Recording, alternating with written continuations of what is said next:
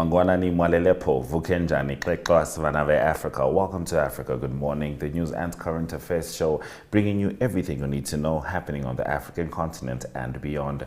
You are joined by Ashwin Bedi and Aina Raiza Kweyo on the 7th of December. How are you? Yeah, 7th of December. I'm good. How are you doing? I'm fantastic. All right, here are the top stories. Rescuers pull out first survivor of a Zambia landslide that trapped 25 miners.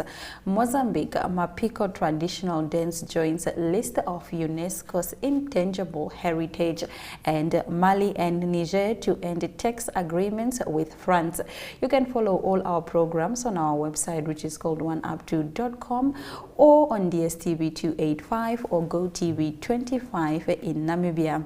Now later on the show, we have Talent Gore, who is going to bring us the stories all the way from Zimbabwe. We will be right back. Stay with us.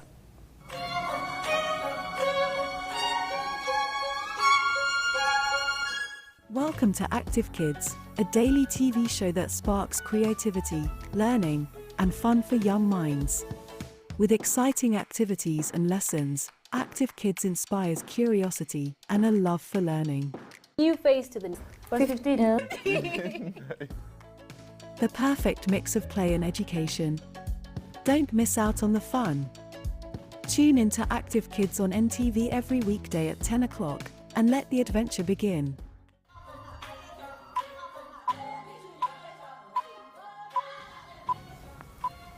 Now in our top stories, rescue workers in Zambia have pulled out the first survivor of the December 1 landslide that inundated an open-pit copper mine and trapped at least 25 people who were working there without a permit, the Disaster Management Unit said on Wednesday.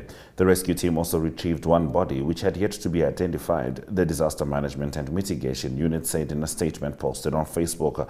A 49-year-old man has been rescued from the collapsed mine slag dump site in Chungola after being trapped with several other miners, it said. Zambia's President Hakainde Hichilema said on Tuesday he was still hopeful that the trapped miners were still alive as rescue efforts continued. The miners at Siseli mine in Chingola, about 400 kilometers northwest of Lusaka, were trapped in 3 locations and heavy rains had flooded the pit, the government said. Moving over to our next story, the traditional Mozambican Mapiko dance was inscribed on UNESCO's list of intangible cultural heritage on Tuesday, the UN agency announced on their social network X. The inscription of the dance was voted on the 18th session of UNESCO's Intergovernmental Committee for the Safeguarding of Intangible Cultural Heritage, which is taking place in Kasane, Botswana. Mapiko, or Ingoma ya Mapiko, as used by the community that practices it, originally takes place on the Makonde Plateau, comprising the districts of Muenda, Ngangade, and Maunde in the province of Cabo Delgado in northern Mozambique. In the application process presented by the Mozambican Ministry of Culture and Tourism, it is emphasized that Mapiko practitioners are the second largest Makonde ethno-linguistic group after the Macaus. Very interesting, and we'd love to know from our viewers, particularly who are part of indigenous groups, which of their intangible practices they think should be added to the World Heritage list. Let's head over to Mali and Niger, where the military governments have announced plans to end their decades-long tax agreements with France within the next 3 months. The ruling juntas of the two countries said in a joint statement that they were ending the tax pacts due to France's persistent hostile attitude towards their countries and the unbalanced nature of these agreements, which result in a considerable loss of revenue for Mali and Niger. The AFP news agency reported. Now Mali's tax agreement with France has been in place since 1972, while Niger's deal with the European country has existed since 1965. The deals were created to prevent Malian and Nigerian nationals who live in France from paying tax in two countries, apparently. All right, moving over to our next story. The United States announced on Monday that it will refuse to grant visas to Ugandan officials who enforced a controversial anti-homosexuality law enacted in the East African country in May that includes penalties up to and including death penalty. U.S. Secretary of State Antony Blinken said the measures would apply to Ugandan officials, both serving and former, and their family members if they were found to have played a role in the repression of members of marginalized or vulnerable populations. These groups include, among others, environmental defenders, human rights defenders, journalists, LGBTQI+ people, and leaders of civil organizations, Blinken said in a statement. Once again, I strongly encourage the Ugandan government to make efforts to defend democracy and to respect and protect human rights so that we can maintain the decades-long partnership between our two countries that has benefited both Americans and Ugandans. So basically they said if you're homophobic and you maintain the phobia, you can stay home. In our last top story, 3 weeks after the rejection of a previous project, London and Kigali signed a new treaty in Rwanda on Tuesday aimed at resurrecting a controversial agreement to deport migrants arriving illegally in the UK to the East African country. The British government is trying to salvage this flagship measure of its policy against illegal immigration after the mid-November slap in the face by the British Supreme Court, which confirmed that its project was illegal as it stood. The new agreement was signed in Kigali, the Rwandan capital, by British Home Secretary James Cleverly and Rwandan Foreign Minister Vincent Biruta. Now, the new treaty responds directly to the findings of the Supreme Court and presents a new long-term solution, says the British Home Office in a statement. The 43-page text, which is binding under international law, ensures that migrants deported to Rwanda would not be at risk of being returned to a country where their life or liberty would be threatened. Oh, this is assuming their life or liberty is not threatened in Rwanda. Okay. Stay with us as we talk to Talent Gore in Zimbabwe after the break.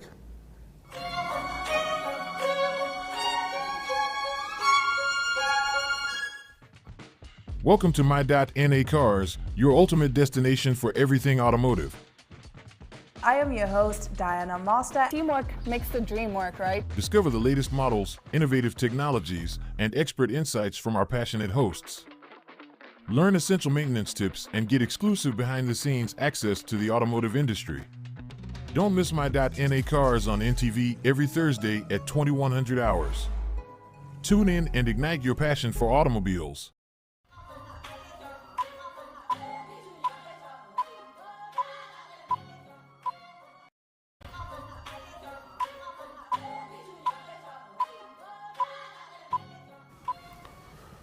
All right, as we know, immigration is a difficult situation for Zimbabwe, formerly known as the breadbasket of the world. But after successive governments of Mugabe and Mnangagwa, Zimbabweans find themselves needing to enter various parts of the world in order to bring some bread home. And the UK situation is unique from that. It's not unique from that, rather. So Talent Gore is here to expand on that story and more. Talent Wamukase, let us know what the latest is with Zimbabweans and the UK.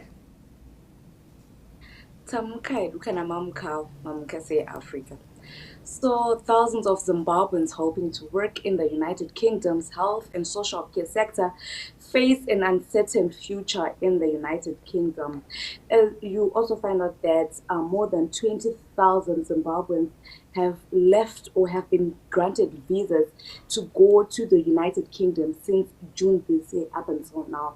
So given the new restrictions, or rather the new visa restrictions that were announced by the United Kingdom, thousands of Zimbabweans were also hoping to get visas to go to the UK. They find themselves in an uncertain future. In recent years, the UK has relied heavily on foreign workers, especially from Zimbabwe, India, and Nigeria, to fill critical staffing shortages in its healthcare system. However, a recent surge in immigration has prompted the British government to tighten the screws. On Monday, British Home Secretary James Cleverly announced a plan to slash migration levels and curb the abuse of immigration system. So right now, the Zimbabweans, they are in quite a conundrum. They don't know what to do now because most of them, they have been going to the UK and they have been hoping to take their families with them, but with the new visa restrictions that have been announced by the UK, they don't know what to do. As we're speaking right now, there are Zimbabweans who are in the UK who are hoping to bring their families, who left their children, their spouses, and they're hoping to bring them to the UK, but now they don't know what to do. And you find out that since June this year, 20,000 Zimbabweans have been granted the UK visa to go and work in the United Kingdom. Yes, and just to expand on that, shedding some light on the context, in the UK, the Conservative Party is currently in power, the same party we were talking about, wanting to send migrants to Rwanda. So immigration is a tough issue for them. However, they do need to fill the gap, particularly in the medical field post-COVID-19, hence the skilled workers. And just about any ordinary Zimbabwean that's willing to train have been headed to the UK. Now, the latest measure, after looking at how the numbers surged in the last year, particularly, was to increase the salary threshold required for one to get a work visa. So previously, you might have been able to go in as a nurse, perhaps making £2,000, but now your salary, keeping in mind that when you're applying for a work visa, your salary is already stipulated. So if you're not doing something that requires you to make, I think, just over £30,000, they're saying that they will no longer be giving out those visas. But we're keeping an eye on that because there is still a significant brain drain in both countries. Aina. All right, interesting times. Talent, we understand that the government is denying SA's claims of intercepting 443 children. Tell us about this.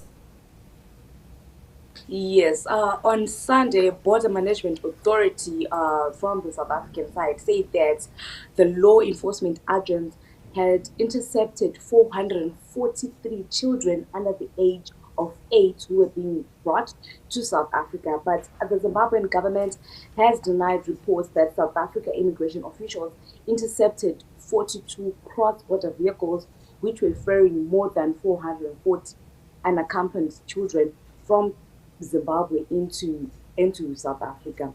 The South African Home Affairs Minister also confirmed the incident.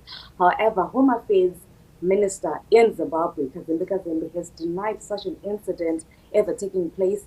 He said that no such incident occurred. He said that if there was a case of human trafficking of minors, the buses, the drivers, the crews, everyone involved would have now been arrested, facing human trafficking charges. But to date, the Beitbridge border post has no such record whatsoever of 42 buses being denied entry into South Africa, or 443 minors intercepted and headed over to the Zimbabwean authorities. So the Zimbabwean government, and even the immigration officials in Zimbabwe are saying that no such incident has happened or ever happened. They have not received any children or any buses that are being said to have been intercepted by the South African border officials. So they're saying that they have not received that. Nothing like that has been recorded, and they have no idea of such a thing happening. They're denying all the allegations.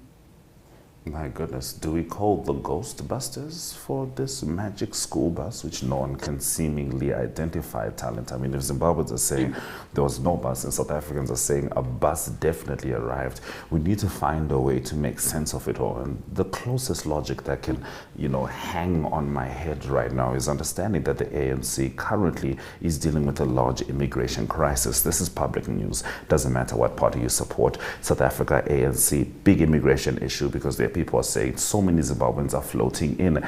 Now, coincidentally, when this story of the 443 children popped out, it was about 2 days after South Africa announced an extension on the permits of Zimbabweans living there, giving them an extra 2 years to be able to apply for work visas. So, propaganda or not, we'll let you decide. But from one passport office to another, Zimbabwe right now, it is the hustle and bustle of getting travel documents. And I understand the passport office has decided to extend hours because of that. Yes, the Civil Registry Department has announced that they're going to be extending their working hours from 8 up until 7 p.m. They usually used to close at 5 p.m., but now they're closing at 7 p.m.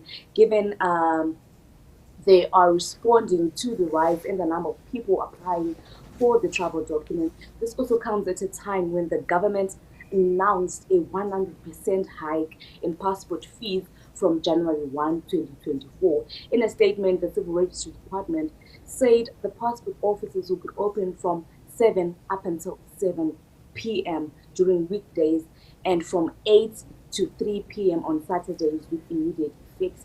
The festive season is the busiest period for the department, with industry and schools closed and returning citizens from the diaspora taking advantage of their visit to have their documents processed. But however, people are saying that the people that we visited, we talked to, were at the passport offices, they said that they are there because of the proposed passport fees that are to be effected on January 1, 2024. They're saying that they can't afford the $200 that the finance minister has proposed that the passports be charged. Right now, the passport is costing about 120 United States dollars, and finance minister proposed a 100% hike to 200 United States dollars, and most people are saying that we can't afford that much, so we want to take advantage of this time that the passport is still costing 120 United States dollars. So we find out that there are families who are there who are hoping to get their passports right now, because come January 1, they will not be able to get their passports. So they want to get their passports right now when they can still afford them.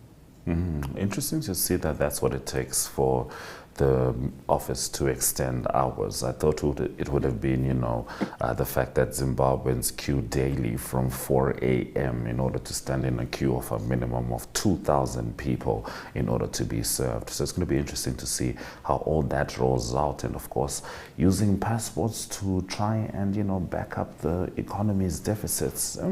Not sure if that's a tangible way of getting out of that situation, but we'll see how it transpires. Thank you, Talent, for bringing us the news stories from Zimbabwe. You're welcome, and thank you very much for having me. All right, let's have a look at our weather forecast for today.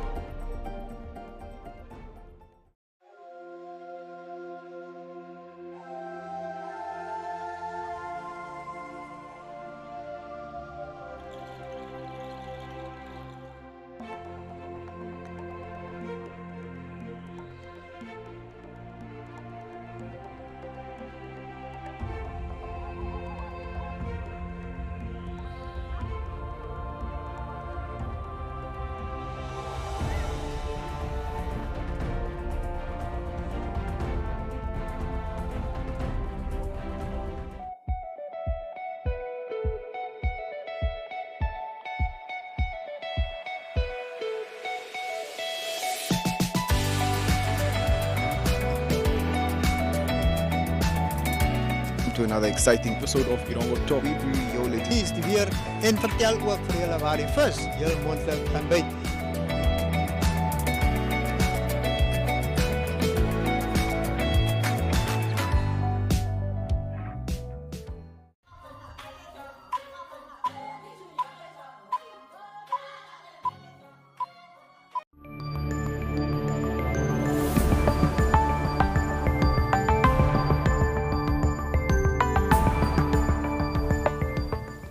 In economic news, Namibia's central bank has left its policy rate unchanged on Wednesday, citing a projected slowdown in inflation next year, continued slack in the economy, and slow credit growth.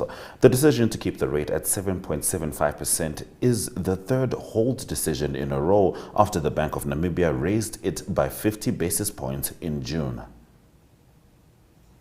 All right, SA raises concerns as Botswana extends a ban on fresh produce imports. The Minister of Agriculture, Land Reform and Rural Development, Toko Didiza, has raised concerns over Botswana's extensions on import restriction. Botswana announced that it would extend and expand restrictions on tomatoes, potatoes, onions, and other produce to July 2025 as the country moved towards becoming self-sufficient on food. Those have been our economic news stories. We'll head to the indicators just before Ari Hochad brings us the sport.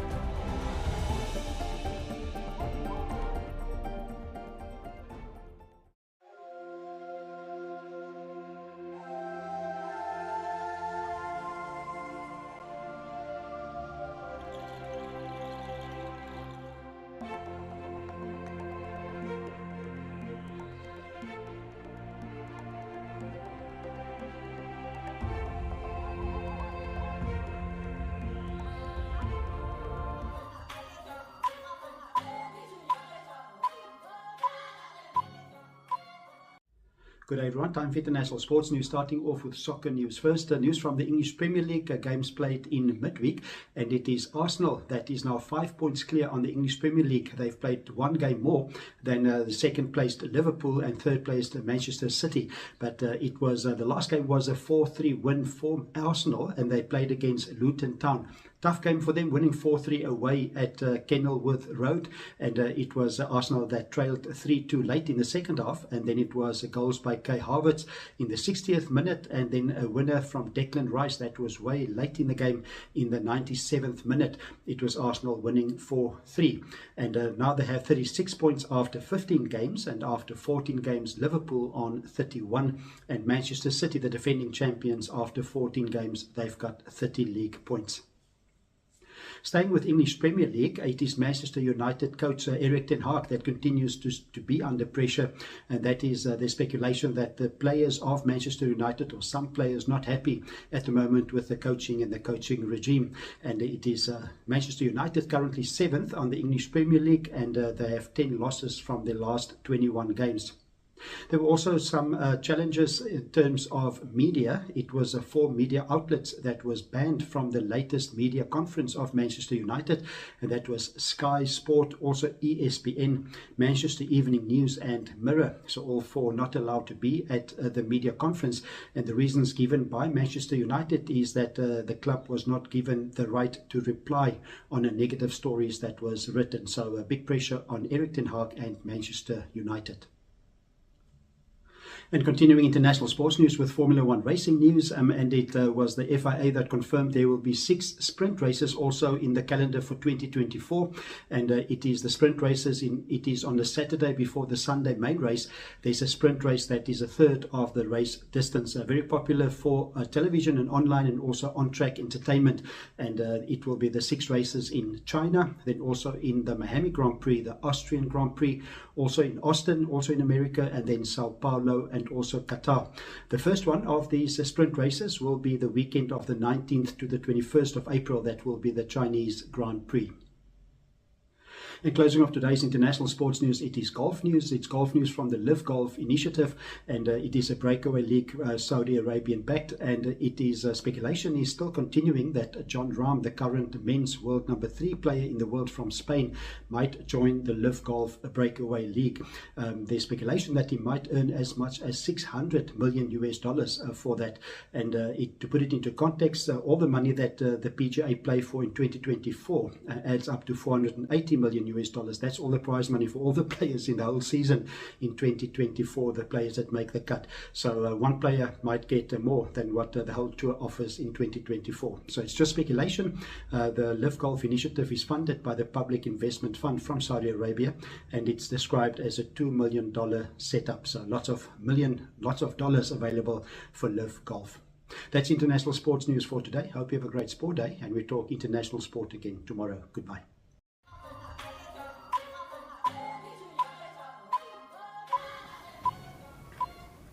Thank you for staying with Africa. Good morning throughout the broadcast. Let's head into the highlights. Rescuers pull out first survivor of Zambia landslide that trapped 25 miners. Mozambique Mapiko traditional dance joins list of UNESCO intangible heritage. Mali and Niger to end tax agreements with France. Namibia holds key rate citing projected inflation slowdown. Those have been our stories. We thank you very much for watching Africa Good Morning. We will be back tomorrow, same time, same place. We are sending you all the love and all the light. From me, Ashwin Berry. And Aina Kweo. Swera Jokanaka.